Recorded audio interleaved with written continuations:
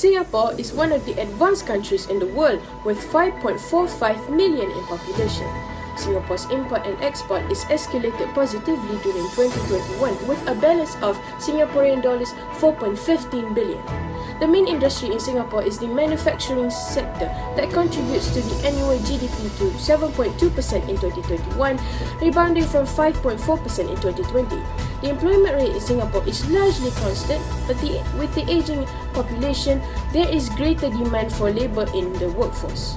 Due to export demands and high vaccination rates, Singapore managed to recover its economic growth and continue its progress.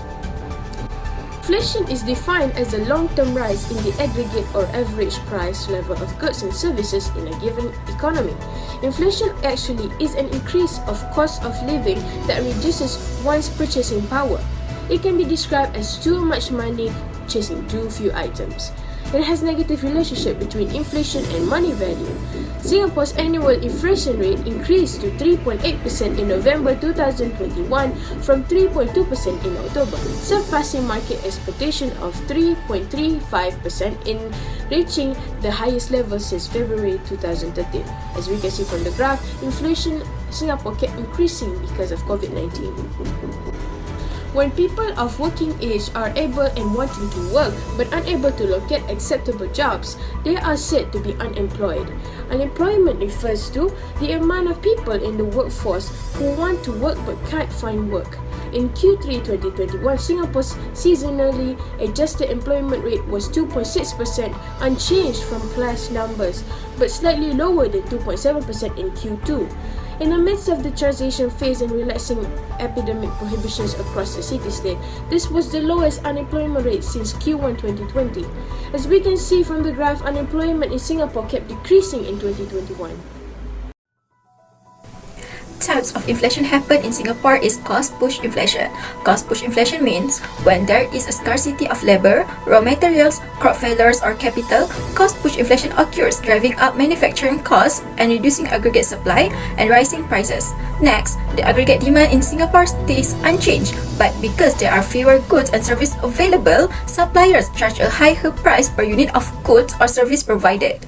This is the reason why Singaporeans must pay a higher price for the goods and services they require to meet their everyday needs. For example, food prices in Singapore increased by 1.9% in November 2021 compared to 1.7% in October 2021. Causes of inflation happen in Singapore. So as we know, there are a few variables contribute to cost-push inflation. One of them is the import price, which is import-push inflation. Import-driven inflation is brought about by a rise in the cost of imported raw materials, intermediate commodities, or finished goods and services. As we know, with the current condition, which is in epidemic COVID-19, the price of raw materials will increase because the import price of raw material is rise up. Following that, the reason may be a decline in the currency rate. Next is fall in exchange rate.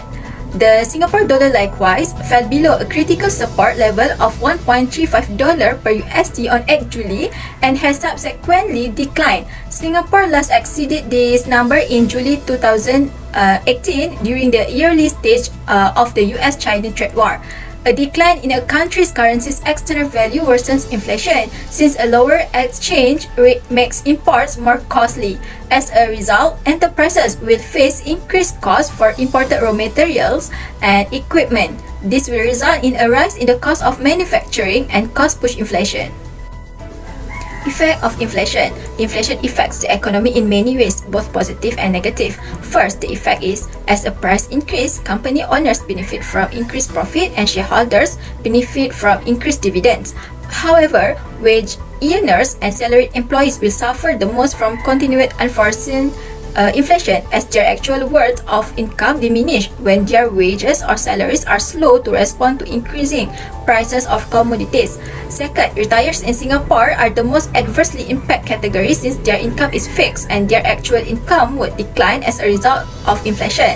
And lastly, inflation raises the opportunity cost of money holding, decreases savings, and distorts consumer behavior by encourage consumers to spend and hoard more. For example, we can see people start to panic and begin to panic buying at the supermarket, which will driving up costs when pandemic begins.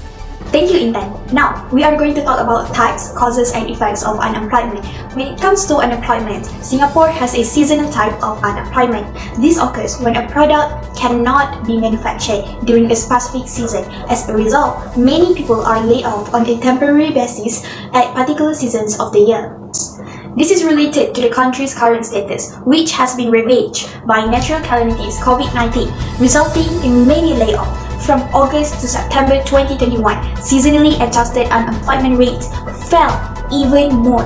Overall unemployment rate fell by 0.1% point to 2.6%, with the economy expected to recover from the recession in 2020 and GDP increasing by 7.2% last year. This is the causes that we have identified when the country is experiencing seasonal unemployment. The present pandemic, which has affected the whole globe, including Singapore, is inescapable.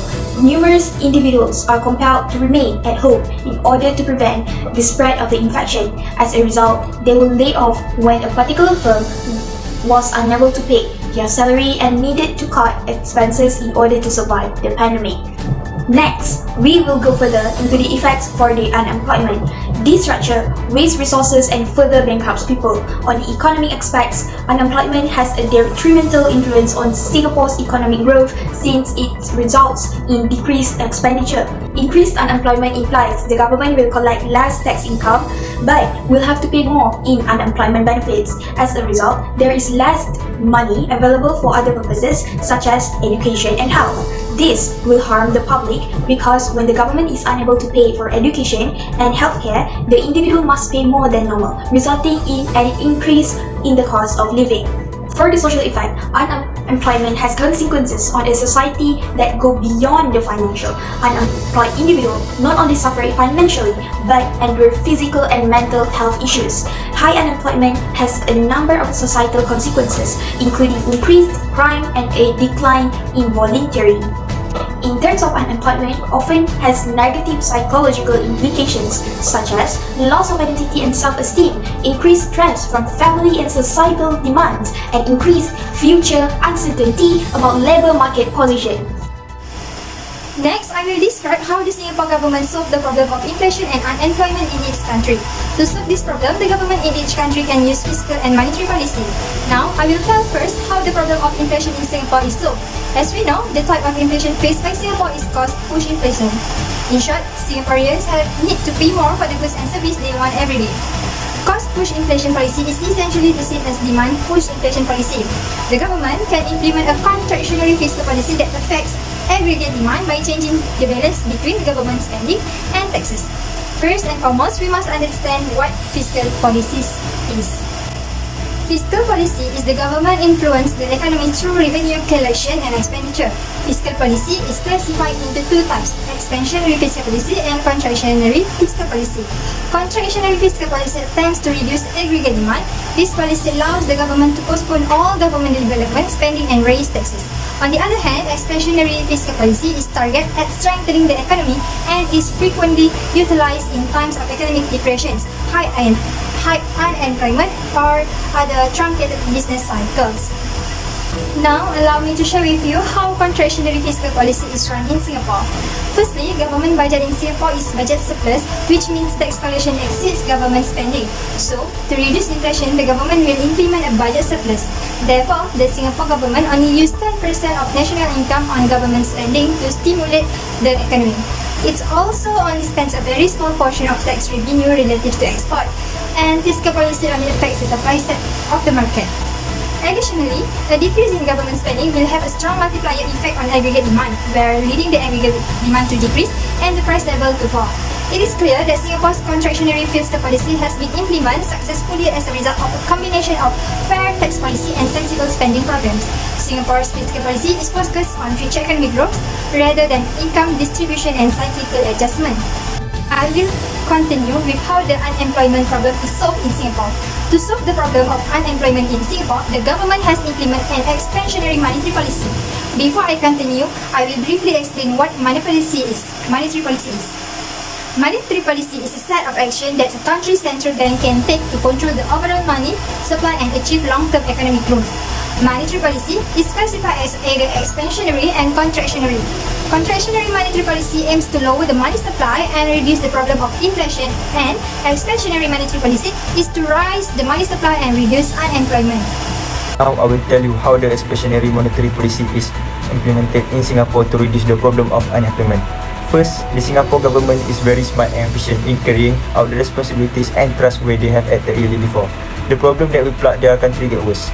For example, in the event of a sharp increase in unemployment and business insolvency as a result of the COVID-19 pandemic, Singapore Central Bank encourages their banks to make their finance strong and resilient to shocks. Second, the lower finance costs will result in lower interest rates for reducing unemployment, where the Monetary Authority of Singapore gives facility for ESG loans, enables banks and finance companies with low-cost funding to award loans under Enterprise Singapore's Temporary Bridging Loan Program (TBLP). Finally, the central bank lowers the bank rate, making loans less expensive to get.